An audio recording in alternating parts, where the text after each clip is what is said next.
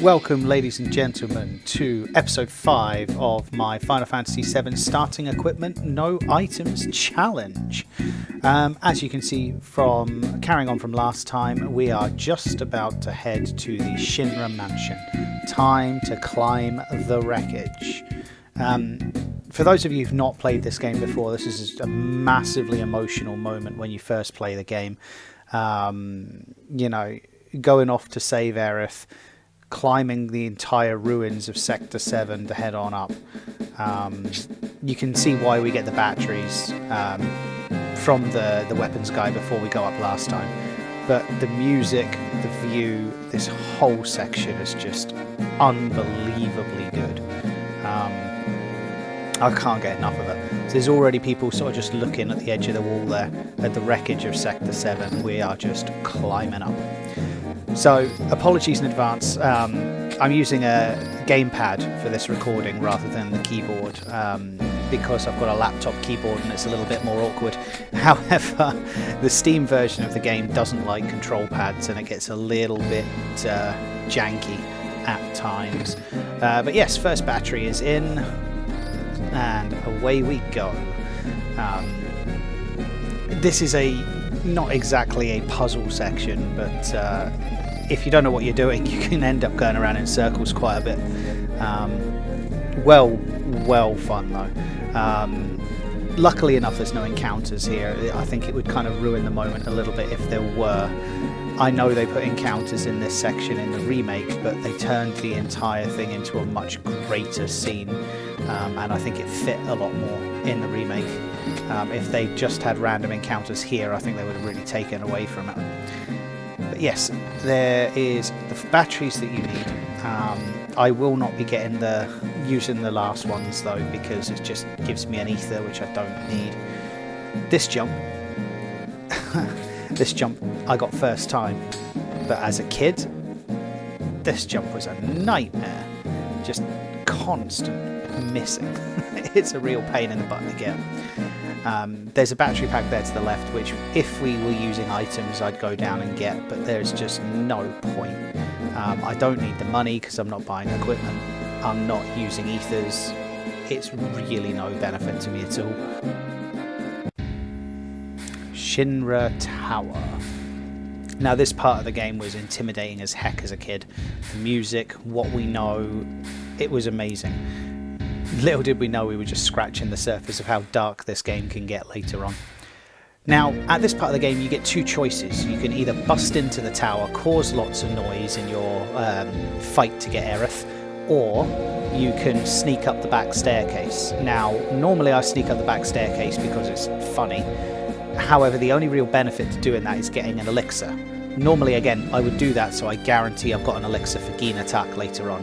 However, I can't use items, so I can't do that. So we go in the front. The reason I'm going in the front is because it forces us into some encounters. They're not difficult, but the upside of these encounters is it gives me some extra XP and AP. AP being the big one here, because I cannot use double and triple growth weapons and armor to level up my materia, and I can't grind magic pots in the northern crater at the end of the game because I can't use elixirs. So any AP I can gather at any point in the game is extremely useful. So doing it this way, it's not so much grinding, but it is purposefully not avoiding battles. That little bit of extra AP goes a long way in this sort of run. Plus it also means I get to show off the shop, which a lot of people don't even know exists, even now, 20 years later. So, some lovely easy battles for some free XP and AP. See, 8 AP is not a bad thing. Right, up we go. So, right here is a shop that even now a lot of people don't know about. I don't need it because I don't need the items. That shop is a brilliant place for you guys to stock up your tents, items, anything like that at this part of the game, and it is literally the last shop you're going to find really until Calm. So it's really important if you need the stuff. And yet 20 years later a lot of people still don't even know it exists. So yes, because we busted in, we have the elevator. So we have, I think it's 3 or 4 forced encounters here. Again, not particularly difficult. However, it's really nice for the extra AP for me at this point. These fights are super easy. Not even funny. They are super easy. So yeah, there's not really much to say about this. Even with the restrictions of the challenge, it's only really the bosses coming up that are gonna have to really require any amount of strategy. With these guys, it's just hit them till they fall over. Normally for this section I would have a steel materia equipped because there's some really nice things you can steal here. I'm pretty certain you can steal the Shinra Beta equipment from the tower. I forget, but we can't use it anyway. And you can absolutely steal the hard edge, which, if you've been noticing through now, there's been opportunities to buy weapons for every other character except Cloud. The hard edge you get later on, but if you pick it up here, it just turns Cloud into a monster at this early part of the game, towards the end of Midgar. You get 2 extra materia slots and you get a massive jump in attack power, which is just awesome. Not that I can use it, so I'm not going to bother wasting my time, because even selling it's going to be no real use to me. Now, interestingly enough about some of these enemies, some of their attacks are putting me into Fury. Normally when I play this game casually, I keep my entire party in Fury because it ups my attack damage, it increases the speed of my limit breaks raising, but it lowers my accuracy a little bit. It's a really useful status to have if you are not worrying about conserving HP. So considering I can't use hypers to put it on myself, having the enemies put me into Fury status is really nice. It doesn't give me a massive benefit, but it made me smile because it's my casual strategy when I play this game, just to sit in Fury for like the entire game, just so I can spam limit breaks more often. It's a strategy I would recommend to anyone if you're especially trying to grind limit breaks, but casually Fury's just fun. If you can get over the missing, because your accuracy does take a bit of a dip, and there's other ways you can counteract that, but having your limit breaks just charge up so quickly, because limit breaks themselves can't miss. So it's brilliant to prep for bosses, it's brilliant to charge your limit breaks up to grind them, and that little bit of extra damage you do to your opponents is really useful. The double-edged sword is that you take a lot more damage from the opponents themselves, so you know, do what's best for you when you play, but it's a really nice casual strategy to just sit in Fury forever.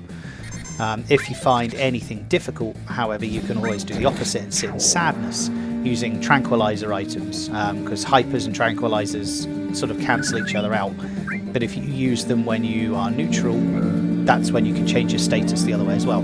So you've got Fury, which gives you better limit break growth, it gives you more attack power, but it lowers your accuracy and makes you take more damage. You've then got Sadness, which does the opposite, less limit break growth and slightly less damage. However, you take a lot less damage and your accuracy is better. So, at least I think your accuracy is better. Don't quote me on that one.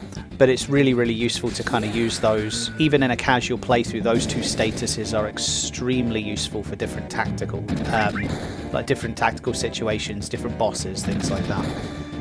So we've done the elevator, and now we're into sort of one of the other forced encounters in this boss of the 3 guards here by the secondary elevator up to the main part of the Shinra Tower, up to the higher floors, which is where all the good stuff happens. So get through this fight, and I think I'm then going to go grab a save, just because if I screw up, especially screw up Domino's puzzle, which I'll show you when we get there, it's a long bit to have to redo, because Domino's puzzle I absolutely do not want to screw up, because it gives you an elemental materia, and the elemental materia is going to be beyond useful in this run, purely because I have really limited opportunities to defend against elements, because I can't use different armor. with different resistances. I'm stuck to accessories or materia only, so elemental is just going to be beyond useful. It's also the first elemental, the only elemental materia even, that you will get in this game up until Nibelheim, which is quite a way into Disc 1, so getting it now is just 100% vital. It has to be done. So yeah, we'll get through this battle, and then we'll head back down to the bottom of the tower and grab a save. And then we need to start... Oh, yay! Tifa's got her new next limit break. Love it. So there's keycard 60. So let's go back down to floor 1, and then we need to get ourselves up to Domino's floor after this, because I need me some elemental materia. Love the music here.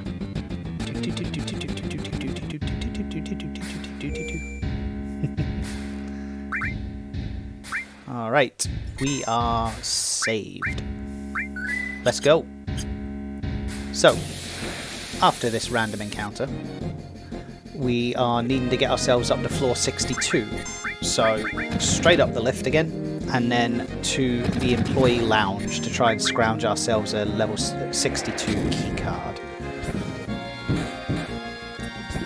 which is going to be awesome, because then I go to the library, and I'll show you how to do this puzzle as well, because there's a lot of people that still don't know how to do Domino's puzzle, and it's not explained well at all. So unless you've gone out of your way to look at how to do it, it's not exactly easy to figure out. So I will run you through exactly how to do that puzzle, because the elemental materia you get is just far too worth it to mess up. It's literally the only reason for that safety save. So, up to floor 60.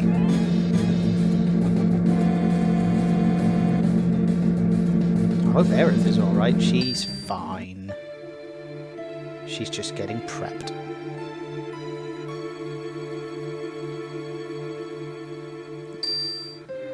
Oh dear. The security monitors team just falling asleep in the office. So, Final Fantasy VII now becomes Metal Gear Solid. Time to do some sneaking. Can I do this first time, I wonder? Clouds cross. Let's get Barrett. So we need to move when the soldiers are moving and not in view. Otherwise we get forced into another encounter, which isn't exactly a bad thing, but it does take time. And these are with the enemies in the red suits, so it's not as easy as the original elevator battles. Right, part 2. And across, and across. Right, let's go, Barrett. Whoop. And whoop. Can we get Tifa? 1, 2, and 3. Right. Yes, first time we are in. Oh yeah. Right, up to floor 61. To the employee lounge. So, let's speak to her. Speak to them. Because I can never remember who it is who gives me the key card. Now there we are. We just don't talk to someone and they give me the level 62 key card. There we go. Up we go. Okay, floor 62 and Domino's puzzle. So we have the library here. Now, for those of you who don't know how this works, Domino's the mayor of Midgar, and he will give you his key card if you get the password right. But if you get it right on the first try, he gives you an elemental materia. So what we need to do is find the book that doesn't belong, basically. So we look for the different books themselves and find the one that doesn't belong in that part of the library. Alright, so this is a lot of economic reports and stuff. So the one that doesn't belong here is the reactor construction chart. So we have the letter T. Here's me double checking because I'm a silly.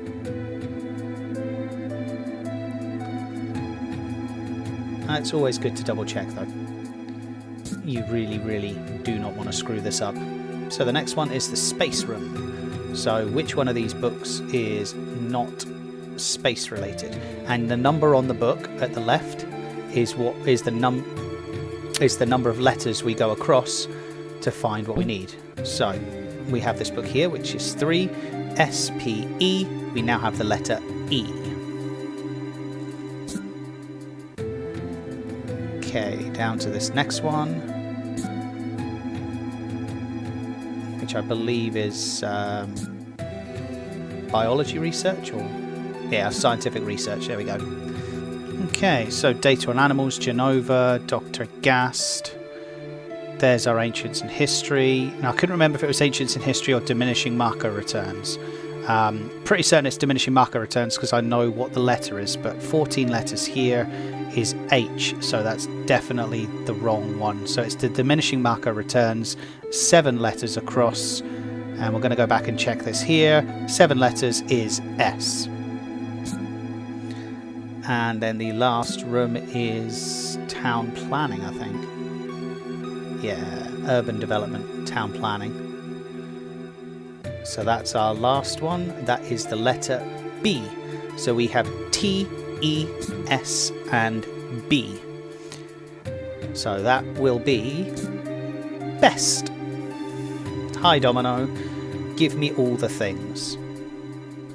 So, talk to him again, give him the password, best. Now it can be any of these and the password changes every playthrough, so you have to work it out. But the keycard 65, got it on the first try, and there's my elemental materia. So useful. It's not even funny. But yes, that is how you work out the library puzzle if you do not know how to. Now this next one's a fun one as well. This is the coupon room. So there is a room full of locked doors, 3 coupons that you can pick up. Now if you speak to this machine here, it'll allow you to open 3 doors, right? You have 1 opportunity to redeem the coupons. So you want to get as many coupons as possible before you redeem them. So this is how you get all 3. So first, this door at the top right. And now down here. And through this door to get the first coupon. And now we go in the air vents. In the air vent cloud, thank you very much. There we go. Down. Took me ages to get this when I was a kid. But the items here are useful. You get the star pendant, which is an incredibly valuable accessory because it makes you immune to poison. You get the 4 slots, which is not a great piece of armor for defensive capabilities, but having 4 materia slots to help gain AP on them early on is pretty good. Not that I can use it. And then you get an all materia. So the third door is this one. Up, get the next coupon, and then back in the air vents and back to the main room to redeem them. Yeah, the all materia and the star pendant are extremely valuable. The 4 slots makes no difference on this playthrough, but it's great on casual. So don't accidentally reset the rooms as I've done before. But there you go, exchange your coupons, and now we get star pendant, 4 slot, and all materia. And just going to stick that that star pendant straight on cloud. And then we go up to the next floor, which is the amazing Midgar parts puzzle. Yay! Well, gym first, then the Midgar parts puzzle. I'll go in here, try and buy a drink, and it doesn't give me anything. You can interact with it again and try and bash the machine, and you get told off by the lady at the gym. I believe if you come back later on after bashing it, when you come to Midgar later in the game, it will give you a source. Speed source or a guard source, I think. But we can't use them, so it doesn't matter. So let's give ourselves a save, and then it's off to do the Midgar parts puzzle on floor 65. Alright, off we go. Now, the Shinra Tower, when you first play it, and you have no idea where to go or what to do can actually take ages. Bad habits die hard. We'll pick up a couple of the items that you can get inside the locker room here. An ether and a phoenix down I can't use. And Ketshi, or Kate Sith's final weapon that we can't actually get until way later. Again, not going to do any good in this playthrough at all anyway. But yeah, you can wander around this place for hours if you don't know what you're doing. But once you know what you're doing, it takes minutes. It's really not long at all. So, Midgar parts. Now, what we need to do is complete the model, and the final chest will have the next keycard to go up another level. However, the order that the chests unlock is completely random. I'm sure there is a hack, so to speak, for the second part, but that's literally it. So, we put the first part in, and that unlocks the next chest. Now, it will always be that chest there. Even if something else is also unlocked, that one also always unlocks. So we'll add the next part, and we just need to open chests till we find the unlocked one and add these parts in. It's not a difficult puzzle at all. The only reason that this particular area gets, I don't want to say difficult, but a bit annoying, is because you're effectively doing a fetch quest, that back and forward kind of quest, and this is the floor they introduced random battles back in. So it can get a little bit irritating if you're like, I just want to get the part to the chest and move on, and they're all like, no, have some more fights. So yeah, other than that, there's not much more to say. Smush the things in the face. And also, not going to lie, these enemies, when they turned it into a single boss fight in the remake, was absolutely amazing. I love, well, a two-part boss fight, but yeah, it was awesome in the remake. I thought it was really, really well done. Here, they just look silly. In the remake, it's terrifying. Really, really, really good boss fight, so props to them for that. So another limit break. Actions interrupted, which is why they are amazing. Bang. Let's go.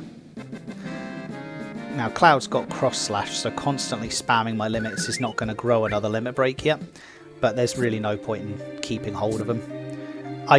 When I used to play this casually when I was younger, I used to just hold on to limit breaks. So I'm going to save this for the boss. But it really, and not unless you're like one fight away from the boss, I wouldn't bother, because it's just so easy to get them up again at the early level 1 limits. So really is no point. Just use them. You'll benefit more from them. They are extremely powerful, even in random encounters. So yeah, just use them. Because the more you use them, the more people you kill, the more limit breaks you get. And if you want to be a complete sadist, like I once was on a casual playthrough, you can grind all your limit breaks to level 3 and just ruin every boss for the rest of the game. So yeah, don't do that, it's a waste of time. But it was hilarious to defeat Bottom Swell with Meteor Rain that one time. Never again. So let's add this, which I think is the second to last part. Or is that the last part? I forget. No, that's the last part. We're done. Up we go. Okay, floor 66 is the board meeting. So all of the Shinra executives are meeting for a big discussion after the drop of the Sector 7 plate. We need to eavesdrop. And the only thing that we seem to be getting from the employees here is there's a little bit of an echo coming from the toilets. So look at that, right above that toilet, there is an air vent for us to go through. And it's times like this I love the fact that it's just Cloud's character model, so off he comes. Again, brilliant bit in the remake where Barrett turns around and goes, I can't fit in there, I'll keep watch. Although he can fit in this one apparently. It's just Either that air vent is ridiculous or they have shrunk themselves. So, story time. In terms of this board meeting, Palmer wants to use some new money that Shinra was going to allocate for the space program and was rejected again. Reeve, who is in charge of urban planning, he was the one who tried to stop Shinra dropping the Sector 7 plate in the first place, has just been told that we are not rebuilding Midgar, in that Shinra is reviving the Neo Midgar program, which is where Hojo comes in. Hojo is arguably the main villain of this series, of the Final Fantasy VII sort of timeline. He wants to use Aerith, or at least Shinra wants to use Aerith as the last ancient to find the Promised Land, a land bathed in Mako energy, and build Neo Midgar on top of it. Hojo just wants Aerith for all his research and has come to the conclusion that humans don't live long enough for him to do everything he wants to do in terms of studying her and picking her apart and his nasty, horrible research. To him, she is just nothing more than a specimen that won't last long enough for him to complete his research. Let that sink in, because that will be relevant in the next episode. However, we now get to follow Hojo up to floor 67, because he's the one who is holding Aerith. So if we follow Hojo, we can get her back. But first, I need to go see if there's anything in the in the conference room. Which of course there isn't. But yes, RPG muscle memory takes a long time to die. There's nothing there. Move on. Up to floor 67. So floor 67 is Hojo's lab. This is not a pleasant place. So let's follow him. Now, this bit was always interesting because we can follow Hojo here, we can get into floor 67, and you want to go and talk to the NPCs. I try to in here, and it always bugged me that they literally say nothing. They just completely ignore you. Look, watch. Nothing. So either you're invisible, or these guys are super focused because they did not program any lines for them at all. I guess they were expecting you to literally just follow Hojo. So here we go. Hide from Hojo. And by hide we mean let's stay in the open. And evil scientist has minion turn round and say, we need to do things. And we're about to start the, quote, experiment. Ah, Hojo and his precious specimens. I hate him. Hate him with every fibre of my being. He is a vile human being, is Professor Hojo. And there is Red 13, one of the coolest characters in this game. He's literally this game's version of an elf, but, you know, discussion for another time. But Cloud has found Genova.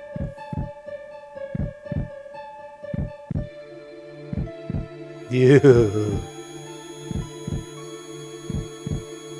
Headless demon. And Cloud goes crazy for a little bit.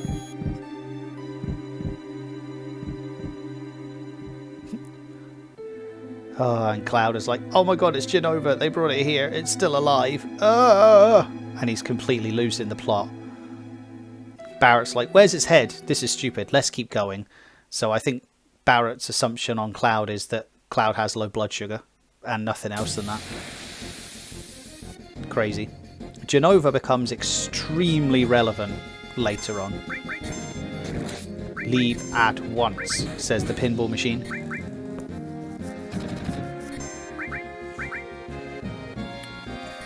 Pinball machine that pulls out a laser.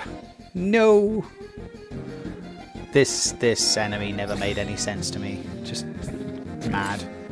But there's a save point at the end of this room, and this is where we shall...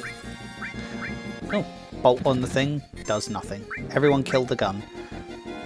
But yes, after this encounter, we'll hit the save point at the top of this room, and this is where we will call it for this episode.